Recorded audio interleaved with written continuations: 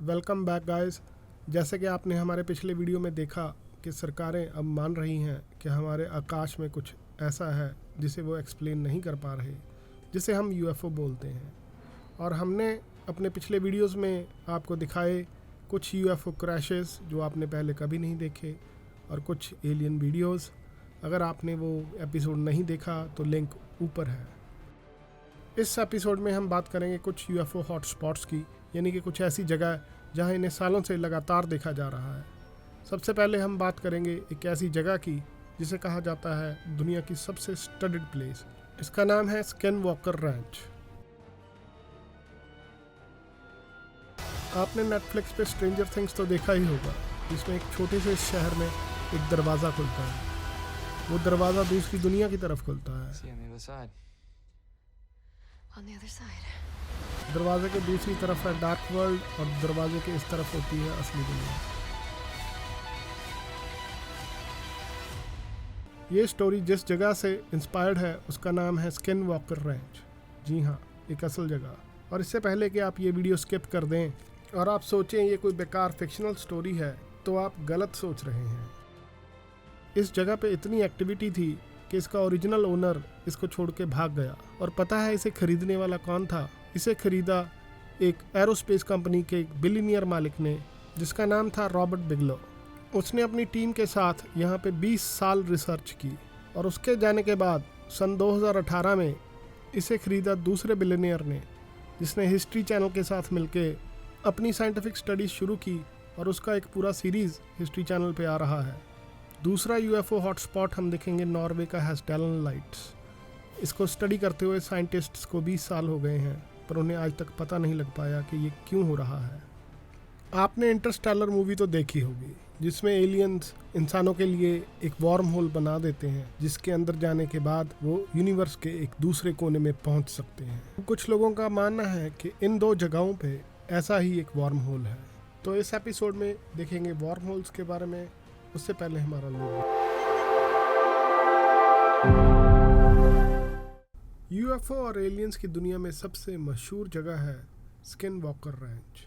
ये कोई बड़ा शहर नहीं, ना ही कोई छोटा कस्बा है, बल्कि एक दूर दराज इलाके में एक सुनसान सी जगह है। फिर भी इसे दुनिया की मोस्ट स्टडीड प्लेस माना जाता है। तो आइए जानते हैं स्किनवॉकर रैंच के बारे में और देखेंगे कि इसमें ऐसा क्या है कि पिछले 30 साल से इस पे रिसर्च चल रही है। स्किनवॉकर का नाम एक कर्स यानी कि एक श्राप से पैदा हुआ है। इस श्राप की जड़ थी दो ट्राइब्स का आपसी झगड़ा। यू ट्राइब, जो कि अपने ही लोगों को स्लेब बना के बेचते थे, ये बात नवाहो ट्राइब को नामंजूर थी। कहानी के मुताबिक नवाहो ट्राइब के पुजारियों ने यू ट्राइब के एरिया पे स्किनवॉकर कर्स छोड़ दिया। स्किनवॉकर एक ऐसा शैतान जो इंसान के रूप में होते हुए भी किसी भी जानवर का आकार ले सकता था, और श्राप के मुताबिक ये शैतान इस जगह पे किसी को नहीं रहने देगा। और कहानी के मुताबिक एक इंसान रूपी भेड़िए ने यू ट्राइब के मवेशियों को खाना शुरू कर दिया। उसके आतंक से यू ट्राइब वालों ने ये जगह छोड़ दी। ये जगह 1905 में फिर बसी, जब कुछ किसानों ने यहाँ पे फार्मिंग करनी शुरू की, और तभी से यहाँ पे होने वाली कुछ अजीब घटनाओं की कहानियाँ अखबारों में छपने लगी। सबसे पहले तो कुछ धमाकों की खबरें आने लगी, पर ये तो सब शुरुआत थी। यहाँ पे रहने वालों ने कुछ ऐसा देखा जिसकी वो उम्मीद भी नहीं कर सकते थे। जल्दी ही उनके मवेशी मरे हुए मिलने लगे, और वो ऐसी कंडीशन में होते थे जिसे एक्सप्लेन करना बहुत ही मुश्किल था। इन जानवरों का सारा खून निकाला जा चुका था, पर ग्राउंड पे कोई भी खून की एक बूंद नहीं मिलती थी। कईयों की आंखें, जीभ, हार्ट सब कुछ निकाला जा चुका था, जैसे किसी ने सर्जरी करके निकाला हो। पर सबसे हैरानगी की बात ये थी कि ये कट्स इतने एक्यूरेट थे कि जैसे किसी लेज़र से किए गए हों। और याद रहे, ये तब का ज़माना है जब लेज़र इन्वेंट भी नहीं हुई थी। एक टाइम पे इस फार्म के 50% एनिमल ऐसे ही मारे गए, और यहाँ पे यूएफओ देखने की घटनाएं तो बहुत ही आम हो गई। इस अगली फ़ोटो में आप देख सकते हैं कि फार्म का मालिक शर्मन दिखा रहा है जहाँ उसने एक यूएफओ देखी। पर जैसे ही स्किनवॉकर दिखने लगा और उसके मवेशी मारे जाने लगे, टेरी शर्मन रात को खुद अपने फार्म पे घूमने लगे, और एक रात उनका सामना खुद उस स्किनवॉकर से हो ही गया। शर्मन ने बताया कि बहुत गोलियां दागने पे भी उस स्किनवॉकर पे कुछ असर नहीं हुआ और अगले ही दिन उन्हें फिर मरे हुए मवेशी मिले। शर्मन फैमिली काफ़ी नुकसान उठा चुकी थी। उन्होंने यूएफओ रिसर्चर्स को भी बुलाया, साइंटिफिक स्टडी भी की, पर किसी को कुछ पता नहीं लगा। आखिरकार शर्मन फैमिली ने इसे बेचने का फ़ैसला किया और इसे ख़रीदने वाला कोई और नहीं था बल्कि एक American billionaire Robert Bigelow. Robert Bigelow aerospace company का मालिक था और उसने और उसकी टीम ने इस फार्म पे 20 साल रिसर्च की। उन्हें क्या मिला इसके बारे में हम इतना तो नहीं जानते, पर हमें ये ज़रूर पता है कि इसके बाद उसने एक पेंटागन का एक कॉन्ट्रैक्ट हासिल किया। रॉबर्ट बिगलो की कंपनी ने 20 साल बाद ये फार्म एक और मिलीनियर को बेच दिया जिसका नाम था ब्रेंडन फ्रूगल। ब्रेंडन फ्रूगल ने हिस्ट्री चैनल के साथ कॉन्ट्रैक्ट किया और वहाँ पे रिसर्च शुरू कर दी। रॉबर्ट बिगलो की रिसर्च तो प्राइवेट थी, पर ये हिस्ट्री चैनल पे ब्रॉडकास्ट होती है। याद रहे ये एक दूर दराज इलाका है, पर इस पे इतनी रिसर्च हो रही है जो कभी कहीं नहीं हुई। हिस्ट्री चैनल पे चलने वाला सीरीज़ स्किनवॉकर रैंच के नाम से है। ये सीज़न 3 में है। इसमें आप देखेंगे कि ये लोग काफ़ी साइंटिफिक रिसर्च कर रहे हैं और इन 3 सीजन्स में इन्होंने काफ़ी कुछ डिस्कवर किया है, जैसे ग्लोइंग लाइट्स, आयनाइजिंग रेडिएशन और काफ़ी कुछ, जैसे कि अंडरग्राउंड स्ट्रक्चर्स और कुछ ग्लोइंग ऑब्जेक्ट्स। इस सीरीज़ में आप देख सकते हैं कि इस जगह पे काफ़ी कुछ अनयूजुअल होता ही रहता है, जैसे कुछ इक्विपमेंट्स वर्क करना बंद कर देती हैं। No connection. Huh, that's weird. It makes no sense. We're not connecting. I'm not connecting to the remote. I don't know what's happening with it. और तो और यहाँ पे काम करने वाले कुछ लोगों को अजीब सी बीमारियाँ भी हो रही हैं। क्योंकि इस जगह पे कैमरे लगे हैं, इसलिए यहाँ पे हो रही हर एक्टिविटी कैप्चर की जा रही है। कुछ ग्लोइंग लाइट्स और लेजर्स देखी गई हैं, पर स्किन वॉकर वाली कोई इंसिडेंट नहीं हुई सिवाय एक। There's something going on out here. There's no sign of struggle. इस सीरीज में अभी तक सिर्फ एक जानवर की डेथ हुई है और फुटेज देखने पे आप देख सकते हैं कि जब उसकी डेथ हुई तो उसके ऊपर से एक यूएफओ गुजर रही थी। पूरी डिटेल देखने के लिए तो आप सीरीज देख सकते हैं, पर कंक्लूजन ये है कि अभी तक 3 साल में उन्हें एक अनॉमलस ऑब्जेक्ट मिला है जो कि 2000 फीट ऊपर है, जिसे वो वार्म होल कहते हैं। अभी तक कोई भी ड्रोन या हेलीकॉप्टर यहाँ जाते हैं। The question is, are you willing to all accept the risks?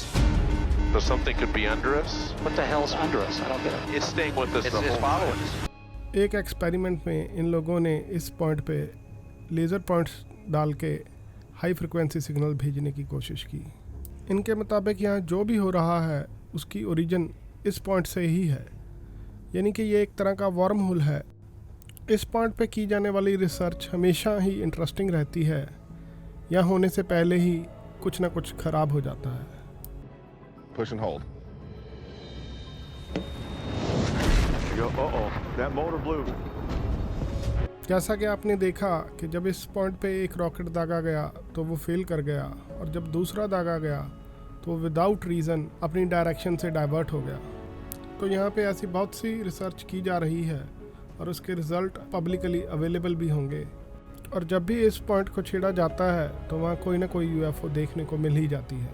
अब इस सीरीज़ में आगे क्या होगा वो तो आगे ही पता लगेगा। और अब हम बात करते हैं एक ऐसे ही और यूएफओ हॉटस्पॉट की, जिन्हें कहा जाता है हेस्डेलन लाइट्स फिनोमेनन। ये लाइट्स नीदरलैंड के एक छोटे से कस्बे में देखी जाती हैं जिसका नाम है हेस्डेलन। ये लाइट्स यहाँ पे पिछले 50 सालों से देखी जा रही हैं और इन्हें स्टडी भी किया जा रहा है, पर अभी तक साइंटिस्ट ये पता नहीं कर पाए कि ये लाइट्स पर्टिकुलरली यहाँ पे क्यों दिखाई देती हैं और इतनी फ्रीक्वेंटली क्यों नज़र आती हैं। इन लाइट्स को स्टडी करने के लिए सरकार ने खुद एक ऑब्जर्वेटरी लगा रखी है। ये ऑब्जर्वेटरी 24 घंटे इस वैली को ऑब्जर्व करती है और पिछले 20 सालों में हज़ारों ऐसे यूएफओज़ फ़ोटो ले चुकी है। और हैरानी की बात यह है कि यहाँ पे अलग अलग किस्म की यूएफओज़ देखी जाती हैं। यहाँ पे काम करने वाले साइंटिस्ट इस बात से श्योर हैं कि ये कोई गैस या प्लाज्मा नहीं, बल्कि एक सॉलिड ग्लोइंग ऑब्जेक्ट है। and according to the shape, I can say if it is a plasma or if it is not a plasma. According to that, the Stalin lights are not looking like a classical plasma. जैसा कि हमने अपने पहले episode में बताया था कि UFO कैसे देखे जा सकते हैं, अगर आप वैसे ही सेटअप इस जगह पे करें तो ऑलमोस्ट रोज़ ही आपको कोई ना कोई यूएफओ देखने को मिल जाता है, जैसे कि इन लोगों को मिला। Very bright. Look, it's bright. That's very bright. It's far too bright to be a star. You getting on the video camera? Yeah. Look at that. Yeah. Pretty much. But it's worth getting a spectrum of anyway. Just Definitely. Jesus, We can find no out. way. Is there enough light? We don't know. Okay, it's 3:44 now. Right. हेस्टेलन जैसी lights का सबसे पहले जिक्र 1912 में Portugal के फातिमा शहर में आता है। ये एक ऐसी इंसिडेंट थी जिसे 50,000 से ज़्यादा लोगों ने देखा। इस इंसिडेंट को मिरेकल्स ऑफ द सन कहा जाता है। देखने वालों के मुताबिक वो नज़ारा ऐसा था जैसे सन नीचे उतर आया हो और 3 ग्लोइंग ऑब्जेक्ट्स दिखाई दिए, जिन्हें देखने वालों की तादाद 50,000 से लेके लाख तक थी। और डिस्क्रिप्शन थोड़ी बहुत हेस्टेलन लाइट्स से मिलती जुलती है। तो ये थे दुनिया के 2 मशहूर यूएफओ स्पॉट्स, और जैसा कि हमने अपने पहले एपिसोड में दिखाया था कि ये शायद वार्म होल्स हैं। Oh my God, you guys! Is this the wormhole? Crazy! So guys, क्या दुनिया में ऐसी जगह हैं जहां ये वार्म होल मिलते हैं, जहां से ये यूएफओ यूनिवर्स के एक कोने से यहाँ पे आते हैं, या ये दरवाजे हमारी दुनिया में ही मौजूद एक अल्टरनेट डायमेंशन पे खुलते हैं? See you on the other side. On the other side. ये सब डिस्कस करेंगे हमारे अगले एपिसोड में, और देखेंगे इंडिया के कुछ अपने यूएफओ हॉटस्पॉट्स, और कोशिश रहेगी कि जैसे हमने अपने पहले एपिसोड में कहा था कि आप कैसे यूएफओ देख सकते हैं, हम खुद एक ट्रिप करके आपको ये दिखाना चाहेंगे कि ये कैसे पॉसिबल है। तो देखते रहिए हमारा चैनल बी क्यूरियस।